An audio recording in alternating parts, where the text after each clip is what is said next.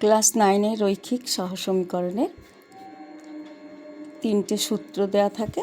এই 3টে সূত্র থেকে 2 নম্বরের কোশ্চেন হয়, তা আমরা করতে পারবো যদি 3টে সূত্র আমরা ঠিক মতন বুঝতে পারি।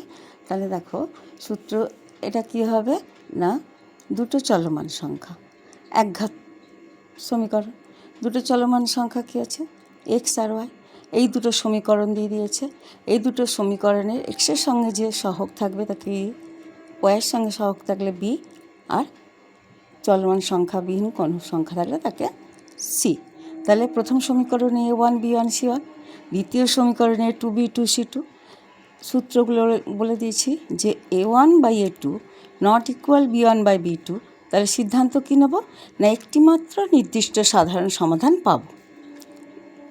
দ্বিতীয় সূত্র A1/A2 equal B1/B2 equal C1/C2। সিদ্ধান্তে যাব অসংখ্য সাধারণ সমাধান পাব। 3 নম্বর সূত্র A1/A2 equal to B1/B2 not equal C1/C2। সিদ্ধান্ত কোনো সাধারণ সমাধান পাব না। এই হচ্ছে 3টে সূত্র। এর ওপরে প্রশ্ন দেওয়া আছে, একটা করে দিয়েছি আর একটা বলে বুঝিয়ে দিয়ে আরেকটা করছি। তাহলে কি না, পি এর কোন মানের জন্য এই একটা সমীকরণ এবং এই একটা সমীকরণের একটি মাত্র সমাধান থাকবে। তাহলে থাকবে একটি মাত্র সাধারণ সমাধান, 1 নম্বর সমীকরণ হবে। কিন্তু এখানে দেখো নট ইকুয়াল, তাহলে আমি পি এর মানটা কী করে পাবো? ইকুয়াল হলে আমি পেয়ে যাব। সেই জন্য ইকুয়াল আমার এখানে আছে, এই যে 3 নম্বর সমীকরণে কোনো সাধারণ সমাধান পাবো না। তাহলে আমি এটা কি করব, কোনো সাধারণ সমাধান পাবো না এইটা ধরে আমি কি করব, দেখো A1 হচ্ছে 3, B1 ইকুয়াল -4, C1 ইকুয়াল -1। এই সমীকরণের A2 equal 9, A2 equal 9, B2 equal P, C2 ইকুয়াল 2, -2,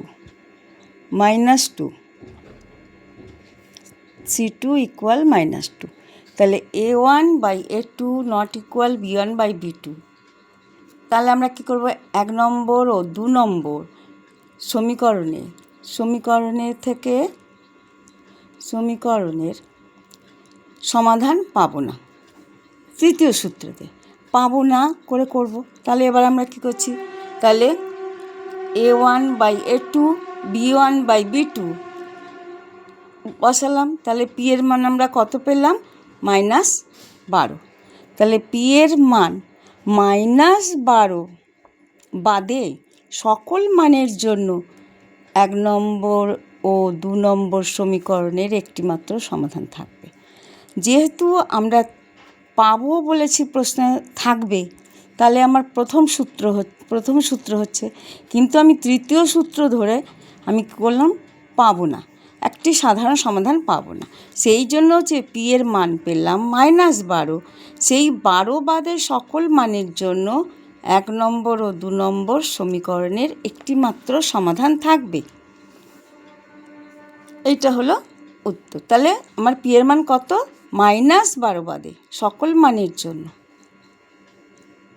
1 নম্বর 2 নম্বর সমীকরণে সাধারণ সমাধান থাকবে। তাহলে এবার আর একটা কোশ্চেন দিচ্ছে, আর এর কোন মানের জন্য RX এই একটা সমীকরণ এবং আর একটা সমীকরণগুলির কোনো সমাধান পাওয়া যাবে না মানে কোনো সাধারণ সমাধান পাবো না। তাহলে 3 নম্বর সূত্রতে কোনো সাধারণ সমাধান পাবো না। A1 ইকুয়াল, তাহলে আমার A1 কত হচ্ছে, আমার A1 হবে A1 equal R, B1 equal 2, C1 equal 5। আর দ্বিতীয় সমীকরণে A2 equal to R plus 1, B2 ইকুয়াল 3 আর C2 ইকুয়াল 2। 3 নম্বর সূত্রে কী আছে, A1/A2 ইকুয়াল B1/B2। তাহলে অতএব A1 হচ্ছে R/R প্লাস 1, b1 হচ্ছে 2/3, সমাধান করব। 3r ইকুয়াল 2r প্লাস 2, অতএব বা 3r মাইনাস 2r ইকুয়াল 2, অতএব r ইকুয়াল 2। তাহলে r এর মান কত হলো? r এর মান 2, এটাই হবে উত্তর। এই অবধি থাকলো।